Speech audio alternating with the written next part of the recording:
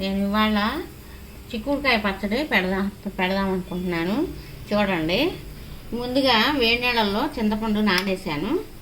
తర్వాత ఇవి శుభ్రంగా ముందు రోజున ఇవి చిక్కుడుకాయలు బాగున్నాయి, చాలా బాగున్నాయి. ఇదిగో ఇలా ముదిరిపోయిన కాయలు ఉంటాయి కదా, చక్కగా గింజ ఇలా వచ్చిన గింజ అన్నమాట.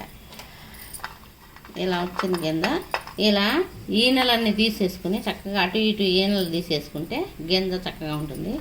ఈ చిక్కుడుకాయలతో నేను పచ్చడి చేస్తున్నాను, చూపిస్తాను. ముందుగా ఇప్పుడు నానేసుకున్నాను కదా, ఈ నానే లోపు దీంట్లో ఇప్పుడు కళాయిలో నూనె పోసుకున్నాను. నూనె పోసుకుని దాంట్లో ఇప్పుడు వేయించుకున్నాను. ఇలా కొంచెం వేగాలి.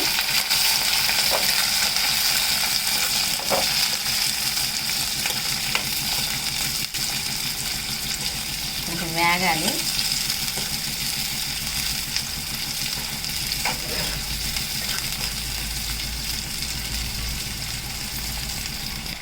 ఇలా వేగినాయి కదా, ఈ వేగినవన్నీ ఒక బౌల్లో ఇలా తీసేసి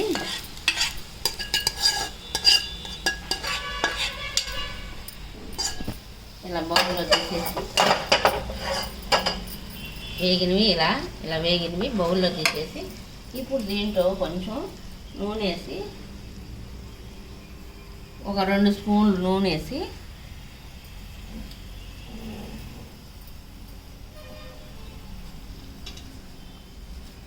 ఆవాలు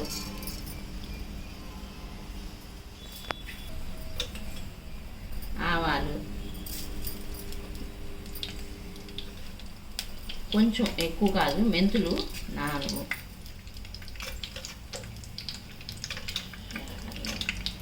జీలకర్ర కొంచెం వేసి,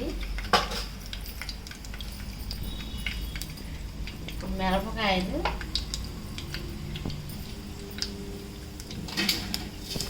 4 మిరపకాయలు సగం వేసి, పెద్దగానే వేయాలి, పెద్దగా కాదు, సగం వేసి వేగిన తర్వాత కొంచెం ఉంటే పచ్చడి బాగుంటుంది, మంచి టేస్టీగా ఉంటుంది. అరుగుదలకు కూడా చాలా మంచిది, పిల్లలకైనా పెద్దవాళ్ళకైనా అరుగుదల మంచిది. ఇప్పుడు ఇలా ఉంది కదా, ఇప్పుడు దీంట్లో నేను ఇందాక నానబెట్టుకున్న చింతపండు పిసికేసి దాంట్లో చింతపండు గుజ్జు వేస్తున్నాను.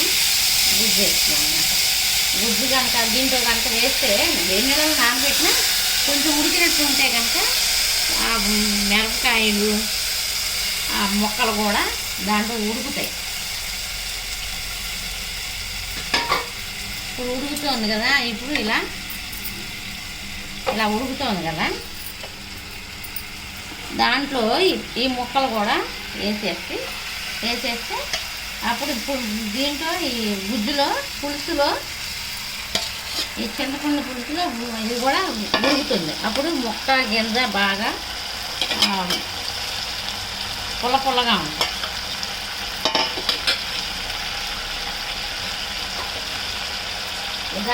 దగ్గరకు వచ్చే వరకు కొంచెం ఒక 10 నిమిషాల్లో పడుతుంది. 10 నిమిషాల్లో దగ్గరకు వస్తుంది అన్నమాట. తర్వాత మనం ఇలా ఉడికిన తర్వాత చిక్కబడిపోతుంది కదా, ఇలా అప్పుడు ఈ చిక్కపడే ముందే కొంచెం ఇంకా చిక్కపడాలి, ఇంకా చిక్కపడలేదు, ఉడుకుతుంది కాబట్టి అప్పుడే మనం ఈ కొంచెం 1 స్పూను ఉప్పు వేసుకోవాలి. 1 స్పూను కొంచెం ఉప్పు తినే వాళ్ళకి కొంచెం వేసుకుంటే దానికి 1 స్పూన్ చాలు, ఎక్కువ అక్కర్లేదు. ఇంచుమించుగా 150 గ్రాములు ఇవి ఉంటాయి అనుకుంటా చిక్కుడుకాయలు. 150 గ్రాములకి చింతపండు ఎంత, నిమ్మకాయ ఎంత, చింతపండు ఉప్పు వేసిన తర్వాత కొంచెం పసుపు వేయాలి. ఒక రవ్వ, మరి ఎక్కువ కాదు, స్పూన్లు అక్కర్లా, మరి పచ్చగా ఉంటుంది. కారం ఏమో 1 స్పూన్. కారం ఎక్కువ తినేవాళ్ళు కొంచెం ఎక్కువ వేసుకోవచ్చు. మా ఇంట్లో ఎక్కువ తింటారు కాబట్టి 1.5 స్పూన్ దాకా వేసుకున్నాను. ఇప్పుడు మొత్తం కలిస్తే ఈ ఉప్పు కారం కూడా ముక్కకి పడుతుంది, చాలా బాగుంటుంది.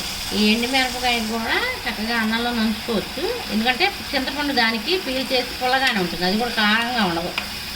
అందుకని నేను తిరగమూతలోనే వేసాను అనమాట. సరే ఎంత బాగుందో. సరే ఉప్పు కారం వేసాను కదా.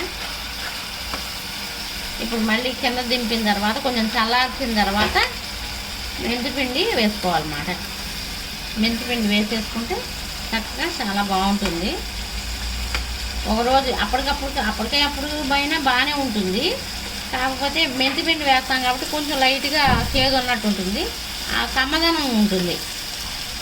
తర్వాత మర్నాడుకైనా సాయంత్రానికైనా మర్నాడుకైతే రెండు రోజులైనా ఉంటుంది. మర్నాడుకైతే చాలా ఊరుతుంది కదా గింజ, ఈ గింజ ఊరుతుంది కదా, బాగుంటుంది అప్పుడు. సరే చింతపండు అంతా గుజ్జు బాగా ఉండి నూనె బాగా పైకి తేలుతుంది. సరే అది నూనెతో పాటు వేసుకుని తింటే నూనెలో కూడా కారం ఉండదు. నూనెలో కూడా చింతపండు ఉడుకుతుంది కాబట్టి పొలపొలగా ఉంటుంది. కొంచెం వేసుకున్నా కానీ ఎక్కువ కలుస్తుంది నూనె వల్ల.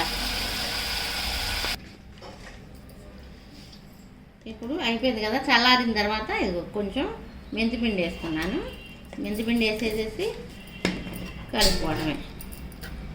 ఇప్పుడు ఈ పచ్చడి 2 రోజులు ఉన్నా కానీ బాగుంటుంది. అసలు 2 రోజులు ఒక దీంట్లో గాజు సీసాలో కానీ జాడీలో కానీ తీసుకుని ఉంచుకుంటే, ప్లాస్టిక్ దాంట్లో పెడితే పాడైపోతాయి పచ్చళ్ళు. అందుకని ప్లాస్టిక్ దాంట్లో ఎవరూ పెట్టుకోకండి. ఈ మధ్యన ప్లాస్టిక్ వస్తుందని అదే వాడుతున్నారు.